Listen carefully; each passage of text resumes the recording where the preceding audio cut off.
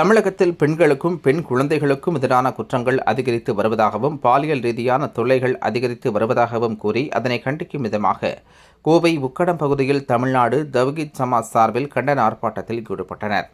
தமிழகத்தில் பெண்களுக்கும் பெண் குழந்தைகளுக்கும் எதிரான குற்றங்கள் அதிகரித்து வருவதாகவும் பாலியல் ரீதியான தொல்லைகள் அதிகரித்து வருவதாகவும் கூறி அதனை கண்டிக்கும் விதமாக கோவை உக்கடம் பகுதியில் தமிழ்நாடு தவ்ஹீத் ஜமாத் சார்பில் கண்டன ஆர்ப்பாட்டம் நடைபெற்றது.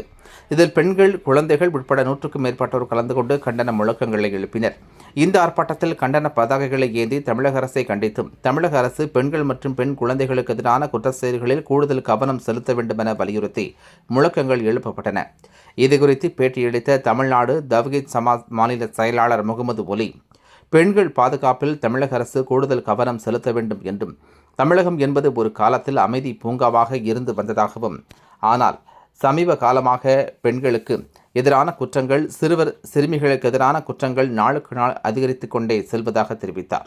சூலூர் சிறுமி பாலியல் வன்கொடுமை படுகொலை, கும்மிடிப்பூண்டி 3 வயது குழந்தை பாலியல் வன்புணர்வுக்கு ஆளாக்கப்பட்டது ஆகியவற்றை குறிப்பிட்ட அவர், இது போன்ற செய்திகள் தொடர்ந்து வருவதாகவும், சில நேரங்களில் வழிபாட்டுத் தலங்களிலேயே பெண்கள் செல்வதற்கு அச்சப்படும் நிலை ஏற்பட்டிருப்பதாக தெரிவித்தார். திருவண்ணாமலையில் கிரிவலம் செல்வதற்கு பெண்கள் செல்லும் பொழுது பாலியல் ரீதியாக தொல்லைப்படுத்தப்படுவதாக தெரிவித்தார். பொள்ளாச்சி பாலியல் சம்பவத்தை சுட்டிக்காட்டிய அவர், நாளுக்கு நாள் இதுபோன்ற சம்பவங்கள் நடைபெற்று வருவதாகவும், இப்படியே சென்றால் தமிழகம் அமைதி பூங்காவாக இருக்காது என்றும் தெரிவித்தார். இதுகுறித்து மாநில அரசு கூடுதல் கவனம் செலுத்த வேண்டும் எனவும் கேட்டுக்கொண்டார். இந்த ஆர்ப்பாட்டத்தில் மாவட்ட தலைவர் டி.ஏ. அப்பாஸ், மாவட்ட செயலாளர் ஹக்கீம், மாவட்ட பொருளாளர் அபுதாஹிர், மாவட்ட துணைத் தலைவர் முஜிபுர் ரஹ்மான், மாவட்ட துணை செயலாளர்கள் ஹமீத், சல்மான், நாசர், ஹசான், மருத்துவர் அணி நிஜாமுதீன் ஆகியோர் கலந்து கொண்டனர்.